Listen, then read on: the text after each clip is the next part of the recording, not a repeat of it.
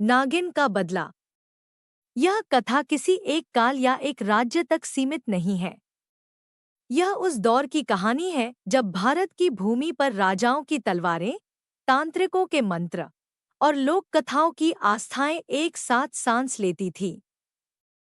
लोग इतिहास लिखते थे, लेकिन प्रकृति अपने घावों को स्मृति में दर्ज करती थी। विंध्याचल की पहाड़ियों के बीच बसा था चंद्रगढ़ राज्य, समृद्ध, शक्तिशाली और अहंकारी। यहीं से जन्म लेती है एक ऐसी कथा जो बदले से शुरू होकर न्याय पर समाप्त होती है। यह कहानी है एक नागिन की, जिसका नाम था वसुधा। चंद्रगढ़ और नागलोक। चंद्रगढ़ की सीमाएं घने जंगलों से घिरी थी। इन जंगलों को साधारण नहीं माना जाता था। लोक कथाओं के अनुसार इनके नीचे था नागलोक, जहां नागराज काल भैरव का शासन था। नागलोक केवल सांपों का घर नहीं था, वह संतुलन का प्रतीक था, जहां प्रकृति और मानव संसार के बीच एक मौन समझौता था। जब तक मनुष्य सीमा में रहा, नागलोक मौन रहा। लेकिन समय के साथ राजा रुद्रवीर सिंह की लालसा बढ़ी। उसे पहाड़ों के भीतर छिपे स्वर्ण और रत्नों की चाह थी। उसने आदेश दिया, जंगल काटे जाए, पहाड़ खोदे जाए। पहली बार धरती कराही। रक्तरात्रि, अमावस्या की रात थी। खुदाई अपने चरम पर थी। तभी धरती फटने लगी। मजदूरों की चीखें, घोड़ों की हिनहिनाहट और फिर फुफकार।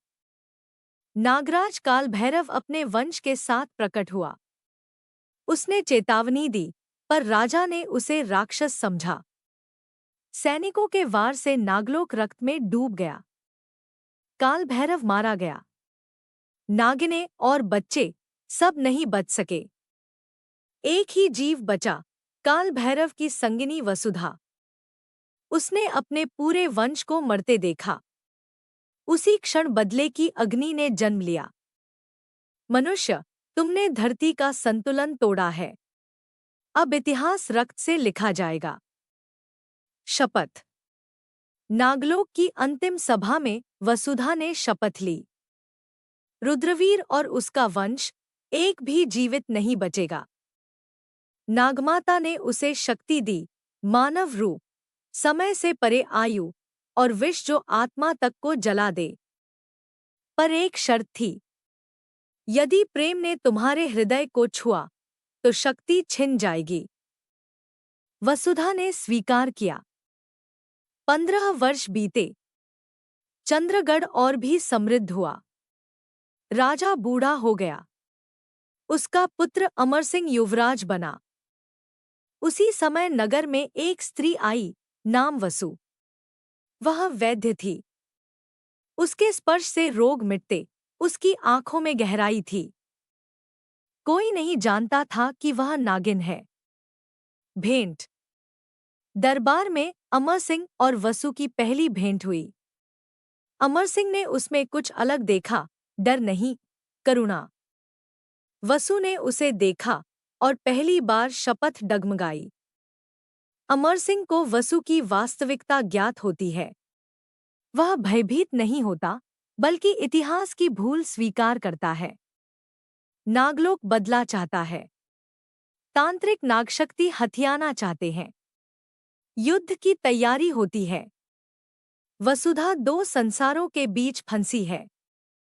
वसुधा बदले के स्थान पर बलिदान चुनती है। वह अपनी शक्ति त्याग देती है और नागलोक का द्वार सदा के लिए बंद कर देती है। नागलोक उसे मानव जीवन का शाप देता है, पर अमर स्मृति का वरदान भी। अमर सिंह प्रकृति संरक्षण का आदेश देता है। चंद्रगढ़ बदल जाता है। सदियों बाद यह कहानी लोकगीत बन जाती है। नागिन आई थी, बदला लेने नहीं, इतिहास बदलने। विंध्याचल की काली पहाड़ियों के बीच बसा चंद्रगढ़ कोई साधारण राज्य नहीं था। यह वह भूमि थी जहां इतिहास और लोक कथा एक दूसरे में घुल चुके थे। यहाँ की हवाओं में रहस्य था, मिट्टी में स्मृति और रातों में भय। बुजुर्ग कहा करते थे, जो धरती से छेड़छाड़ करता है, धरती उसे कभी नहीं छोड़ती। चंद्रगढ़ का राजा रुद्रवीर सिंह इस सत्य को मानता नहीं था। उसके लिए धरती केवल सत्ता बढ़ाने का साधन थी। उसने जंगलों को कटवाया, पहाड़ों को चीरने का आदेश दिया। वही पहाड़ जिनके नीचे नागलोक सोता था। नागलोक, जहां नागराज काल भैरव का शासन था। वहां समय अलग गति से चलता था। वहां जीवन संतुलन पर टिका था। पर जब मनुष्य की लोभपूर्ण तलवारें धरती में उतरीं, तो संतुलन टूट गया। अमावस्या की वह रात इतिहास की सबसे काली रात बनी। सैनिकों ने चेतावनी नहीं सुनी। नागराज काल भैरव मारा गया। नागलोक रक्त से भर गया। उस रक्त के बीच खड़ी थी नागिन वसुधा। उसकी आंखों में आंसू नहीं थे, केवल एक शपथ थी, बदले की। वर्ष बीतते गए। वसुधा मानव रूप धरकर वसु बन गई। चंद्रगढ़ पहुंची। वैद्य बनी। लोगों की सेवा की। लेकिन हर रात वह उसी रक्तरात्रि को याद करती। और फिर उसकी भेंट अमर सिंह से हुई। यही वह मोड़ था जहां बदला डगमगाया। वसु ने देखा, यह राजा अपने पिता जैसा नहीं है। लेकिन शपथ शपथ होती है। रुद्रवीर की मृत्यु हुई। बिना सांप, बिना जहर दिखाई दिए। केवल डर बचा। अमर सिंह राजा बना। वसु और पास आई। प्रेम जन्म लेने लगा, और उसी के साथ वसुधा की शक्ति कमजोर होने लगी। नागलोक क्रोधित हुआ। परिषद ने आदेश दिया, बदला पूरा करो। लेकिन वसुधा ने इतिहास बदलने का निश्चय किया। उसने नागलोक का द्वार बंद किया, अपनी शक्ति त्याग दी, और मानव बनकर जंगलों में गुम हो गई। लोग कहते हैं, आज भी पूर्णिमा की रात कोई स्त्री शिवांशी नदी के किनारे दीप जलाती है, क्योंकि बदला खत्म हो सकता है, लेकिन स्मृति नहीं। अमर सिंह के राज्याभिषेक के बाद चंद्रगढ़ की हवा बदली हुई थी। जहां पहले डर राज करता था, वहां अब उम्मीद जन्म ले रही थी। नया राजा जनता की बात सुनता था, करों में राहत देता था, और जंगलों को बचाने के आदेश देता था। लेकिन धरती स्मृति नहीं भूलती। वसु महल में वैद्य के रूप में रहने लगी। हर दिन अमर सिंह उसे और समझने लगा। वह देखता, यह स्त्री केवल औषधियों से नहीं, करुणा से भी उपचार करती है। रातों में वसु अकेली रहती। जैसे ही चंद्रमा निकलता, उसकी आंखों में नागिन की छाया उतर आती। हर पूर्णिमा उसे नागलोक बुलाता। एक रात नागलोक की सभा बुलाई गई। नागमाता का स्वर कठोर था। समय पूरा हो रहा है। बदला अधूरा क्यों है? वसु चुप रही। क्या मनुष्य से प्रेम हो गया है? सभा में फुफकार गूंजी। वसु ने सिर झुका लिया। उसी समय मानव संसार में षड्यंत्र रचा जा रहा था। महल के भीतर एक तांत्रिक आया, नाम था भैरवदत्त। वह जानता था कि चंद्रगढ़ की भूमि के नीचे कोई अद्भुत शक्ति छिपी है। भैरवदत्त ने अमर सिंह के शत्रुओं से हाथ मिला लिया। उसका उद्देश्य था नागशक्ति को प्राप्त करना। उसने वसु को देखा और पहचान लिया। एक रात उसने मंत्र फेंका। वसु का नागरूप आधा प्रकट हो गया। पहली बार उसका रहस्य उजागर होने वाला था। अमर सिंह ने उसे उस रूप में देख लिया, पर वह डरा नहीं। उसने कहा, अगर तुम नागिन हो, तो भी तुमने किसी का अहित नहीं किया। दोष इतिहास का है, तुम्हारा नहीं। वसु टूट गई। सदियों की कठोरता एक पल में पिघल गई। लेकिन नागलोक ने इसे कमजोरी माना। आदेश आया, यदि अमर सिंह जीवित रहा, तो नागलोक स्वयं युद्ध करेगा।